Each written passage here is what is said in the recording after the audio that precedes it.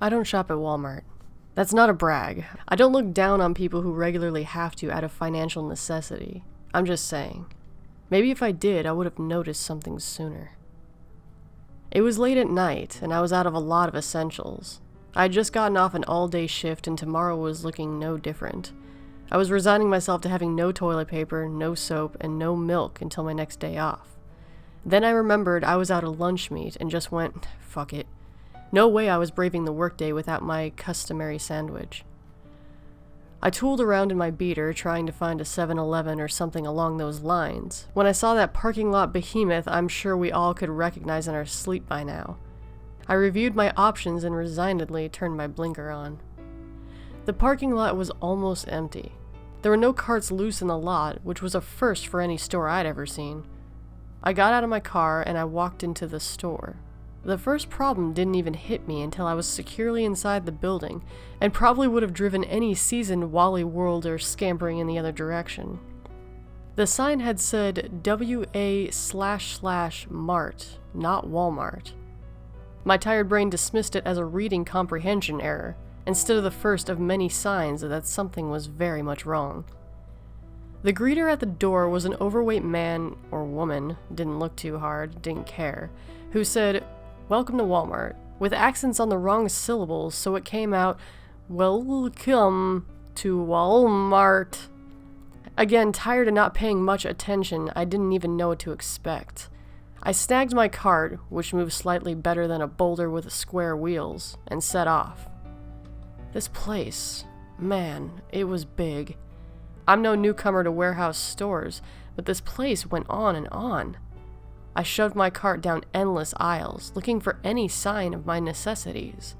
It seemed like every aisle just had a mishmash of the same cheap crap regardless of the signs. I saw value packs of tools, toys, electronics, plasticware, everything except what I needed. The next weird thing presented itself when I actually examined one of the items. The thing was a 5-pack of pliers, but when I picked it up, I found that it was an empty package. The pliers behind the plastic were just pictures. I thought sure, it was probably just a security measure, and I would have to bring it to the cashier and they'd fetch the real one from a security case. Then I looked at the next one. A pack of forks, same deal. I picked up a container of bleach. Empty. I was not the only one in the store at the time. A couple of people as confused as me were wandering around looking lost. An old lady looked at my shirt hopefully and opened her mouth. I shook my head. With a store this big, you had to have lots of personnel, didn't you? Courtesy clerks, loss prevention, stalkers, the works. I dragged my cart around looking for the elusive breed. After, I kid you not, 10 minutes, I abandoned the cart because it was just slowing me down. Still no employees in sight. I had heard of rip-off stores before. Places like China where they had fake Apple stores so good the employees didn't even know who they were working for. But this was America. Why would they do something like that here? And to what end? Anyone who tried it would probably get sued to the ground by corporate lawyers before they could open their doors. I'd nearly given up on finding a clerk when I caught a glimpse of someone going around the corner dressed in those Wally World scrubs. I toted after, calling, "Excuse me." They didn't slow down. I got louder. "Excuse me." I switched to a light jog. Somehow this person stayed way ahead of me, despite appearing to be strolling at a casual pace. I broke into a run. Someone walked out of the aisle ahead of us, pushing another stubborn cart looking the other way. The clerk turned to go down one of the other aisles. The other side of the clerk looked exactly the same. I stopped in my tracks, not sure what I had just seen. The other customer caught sight of the clerk leaving and huffed and puffed, pushing their cart after the retreating specter. I had just seen a clerk turn a complete 180 degrees and never seen a face. The front of the clerk had been identical to the back. No facial features, nothing at all. I looked up and realized that I had no idea where I was. The clerk had only led me deeper and deeper into the store. There were no windows in this place, and the aisles stretched on even longer than I had originally gathered. What the hell was this place? I shivered a little. Time to find the doors. I hunted fruitlessly down the aisles for a while before realizing what an idiot I was. I needed to find a wall and follow that until I hit the front. Easy as pie, right? Wrong. I found the wall and walked along its surface. I made 5 perpendicular turns. 5 times I followed the wall exactly. No front door. I was starting to become really scared. Okay, this wasn't a real store, but why couldn't I find the door? I thought about it and figured that maybe they had a way to disguise the doors inside the wall, so that when they closed, they disappeared. Nobody looked back when they walked into a store, did they? I continued walking my circuit, patting the wall, looking for a likely place. Hello? Is anyone there? A shaky voice came from the aisle cap behind me. I wasn't ready to trust anyone in this place, but I thought that it wouldn't hurt to answer. I'm here. Are you another customer? Oh, thank God! It was a lady's voice. I could hear the scrape of cart dragging on the tile floor. I've been here for hours. My cell doesn't get any reception in here. Could you help me out? I seem to be lost. Sure. I looked down the next aisle. Can you walk into a straight line over to me? I'm sorry, this aisle appears to be capped here. It's just shelves on either side and then a dead end. Can you follow it to the other end? I've tried, but maybe there's something I'm missing?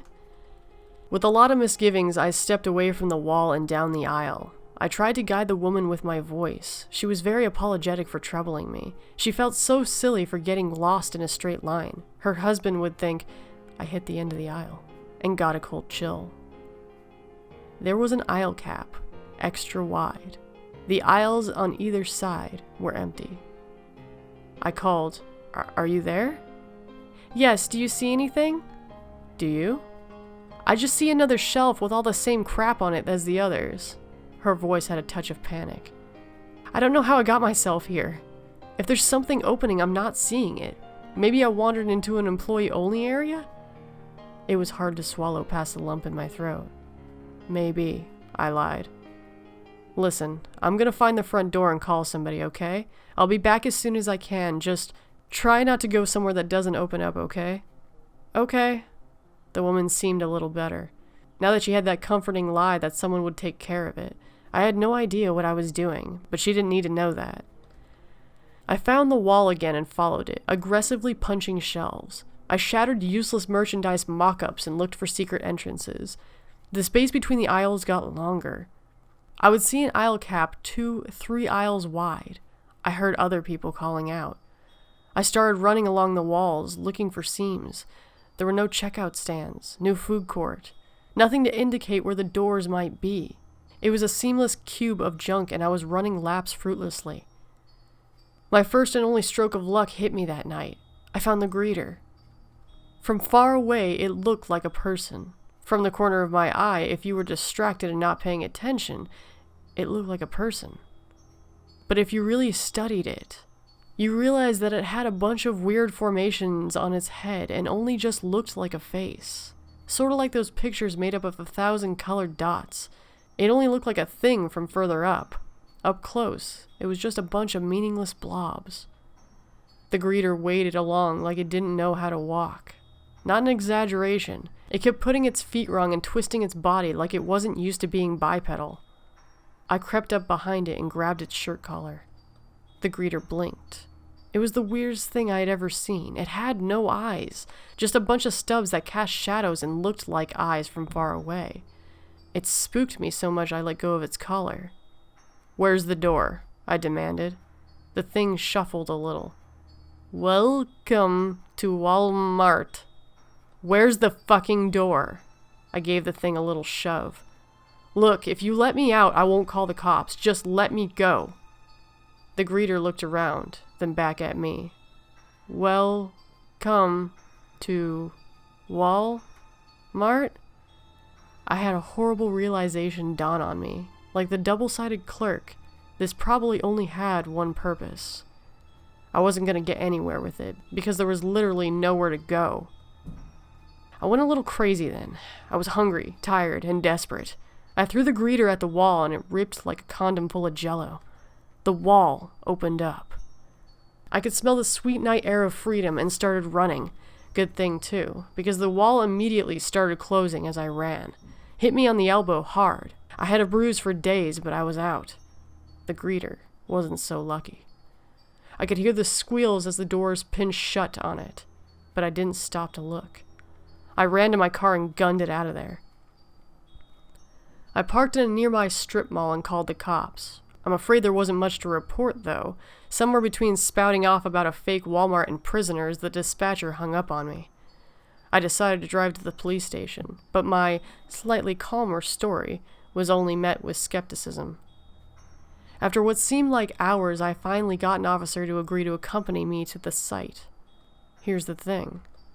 I had been aimlessly driving around when I stumbled on the Walmart. I'd been panicked as I fled from it, and now I had to admit I was completely lost. The officer eventually told me that if I couldn't find the store, I would have to come back and file a report. I let him go and fled back to my apartment, swallowing down my guilt.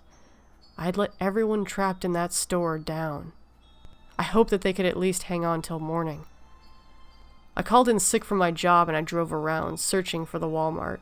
I looked through every shopping center, strip mall, anything that would slightly resemble a place that I had gone to last night. Finally, I found the donut place I remembered from last night, and from there I was able to retrace my route. I wound up at a big warehouse-type building with that familiar parking lot. All of last night's cars were still in place. The building was empty. No sign, no shelves, nothing. I've looked around since then, every chance I get, and I've never seen another Wallmart.